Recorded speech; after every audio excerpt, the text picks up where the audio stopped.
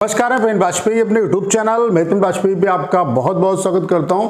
ये video SSC MTS 2022-23 वाले जो एस्पिरेंट हैं उनके लिए बहुत ज़्यादा हेल्पफुल होने वाला है। उसके अलावा अगर आप एसएससी के किसी भी एग्जाम की प्रिपरेशन कर रहे हैं तो आपको एसएससी एमटीएस 2022-23 वाले जो एस्पिरेंट हैं उनका सपोर्ट करना चाहिए। स्पेशली जो बच्चे कल कैंपेन करने जा रहे हैं, कल 9 बजे सीजो कॉम्प्लेक्स दिल्ली में ढेर सारे बच्चे इकट्ठा होने वाले हैं, तो उन सभी से मैं रिक्वेस्ट करना चाहता हूं कि जो एमटीएस 2022-23 वाले बच्चे हैं उनका जो मेजर इशू है उस पे भी आप अपनी बात जरूर रखिए। अगर आप लोगों को मौका मिलता है एसएससी के ऑफिसर से मिलने का तो रिवाइज जो रिजल्ट आपका आप उसके बारे में बात करेंगे तो उसमें इस पॉइंट को भी ऐड करिए कि सबसे पहले तो रिवाइज रिजल्ट के बारे में बात करनी है कि भाई कम से कम 10 से 15 गुना आप बच्चों को क्वालिफाई कराइए और हर साल इसको आने वाले जो नोटिफिकेशन है उसमें मेंशन भी करिए कि हम इतने गुना बच्चों को क्वालिफाई कराएंगे। जैसे कि सिलेक्शन पोस्ट में होता है कि इतनी वैकेंसी है तो इतने गुना बच्चों को बुलाएंगे और इतनी वैकेंसी है तो इतने गुना को बुलाएंगे, तो इस चीज़ को आपको मेंशन करना है। तो आप अपने ये पॉइंट बना लीजिए।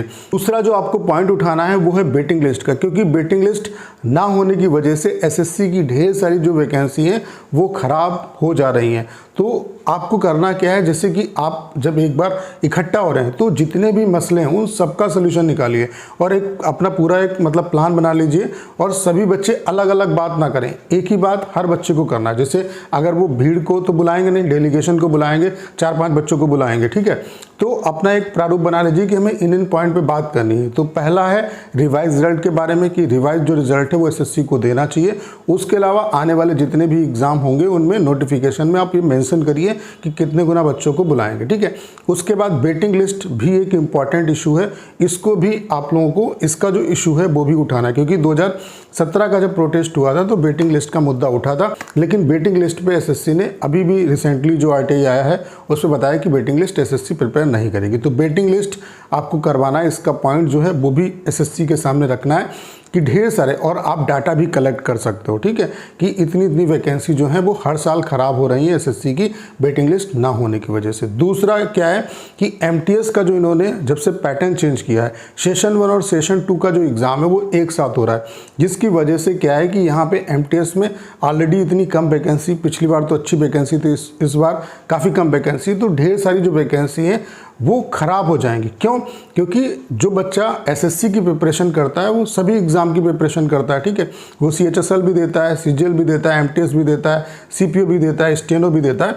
और यहाँ पे क्या है कि अगर आपने एक बार एग्जाम दे दिया तो दूसरा कोई प्रोसेस नहीं है। यहाँ पे डॉक्यूमेंट वेरिफिकेशन का प्रोसेस आपने हटा दिया, टीयर 2 का प्रोसेस वो भी आपने हटा दिया, सेशन 1 सेशन 2 एक साथ हो रहा है, डायरेक्ट आपका हवलदार का रिजल्ट आएगा, फिर फाइनल रिजल्ट आएगा। कहने का मतलब अगर आपने एग्जाम दे दिया तो आप जो है फाइनल लिस्ट में आएंगे, और फिर कैंडिडेचर विड्रॉल का ऑप्शन एसएससी ने प्रोवाइड नहीं कराया। तो इसकी वजह से अगर कोई बच्चा मान लेते छोड़ना भी चाहता है, अपना कैंडिडेचर विड्रॉल कराना चाहता है, तो उसके पास कोई सुविधा उपलब्ध नहीं है। तो कैंडिडेचर विड्रॉल का ऑप्शन एसएससी एमटीएस के एग्जाम में इंप्लीमेंट होना चाहिए, और कैंडिडेचर विड्रॉल का ऑप्शन ये एमटीएस के अलावा सभी जितने भी एग्जाम है उनमें भी अवेलेबल होना चाहिए। इससे क्या फ़ायदा होगा, जैसे कि सीजीएल में भी मान लेते हैं पोस्ट प्रेफरेंस ढेर सारे बच्चे स्किप कर देते हैं, सीएचएसएल में भी पोस्ट प्रेफरेंस भरा जाता है तो वो स्किप कर सकते हैं, लेकिन अगर सभी एग्जाम में फैसिलिटी होगी तो सभी को इसका बेनिफिट होगा।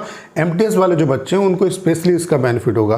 तो आप जब मिलने जाएंगे कल चूँकि ढेर सारे बच्चे इकट्ठा होंगे और सभी टीचर भी उसका सपोर्ट कर रहे हैं, तो आप जो भी डेलीगेशन वहाँ पे मिलने जाएगा उनको प्रमुख अपनी मांगे जो हैं उसका एक प्रारूप बना लेना है। सभी को एक ही बात करनी है, अलग अलग आप लोग बात नहीं करेंगे, और बात जो करेंगे वो पॉइंट के बेसिस पे करेंगे। सबसे पहले वेटिंग लिस्ट के बारे में बात करना है, रिवाइज रिजल्ट के बारे में बात करना है, उसके अलावा कैंडिडेचर जो विड्रॉल है उसके बारे में बात करना है। अगर ये चीज़ें मांग हमारी पूरी हो जाती हैं तो इससे ढेर सारे स्टूडेंट को फ़ायदा होगा, और कैंडिडेचर विड्रॉल का ऑप्शन एसएससी को देना चाहिए। मैं भी हाथ जोड़ के रिक्वेस्ट करता हूं कि कैंडिडेचर विड्रॉल का जो ऑप्शन है वो एसएससी को प्रोवाइड कराना चाहिए फाइनल रिजल्ट से पहले, क्योंकि रिजल्ट अगर आ गया उसके बाद कुछ भी नहीं हो पाएगा और ढेर सारी वैकेंसी यहाँ पे खराब होंगी, क्योंकि ढेर सारे सेलेक्टेड बच्चे हैं वही ऑलरेडी यहाँ पे सेलेक्ट होंगे, वो सीट आपकी खराब हो जाएगी।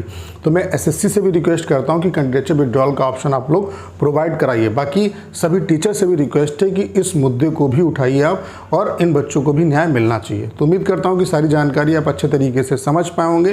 करना क्या है, इस वीडियो को ज़्यादा शेयर करना है। उसके अलावा अगर आप चैनल पर नए हैं और आपने अभी तक इसे सब्सक्राइब नहीं किया है तो प्लीज़ चैनल को सब्सक्राइब करना मत भूलिएगा।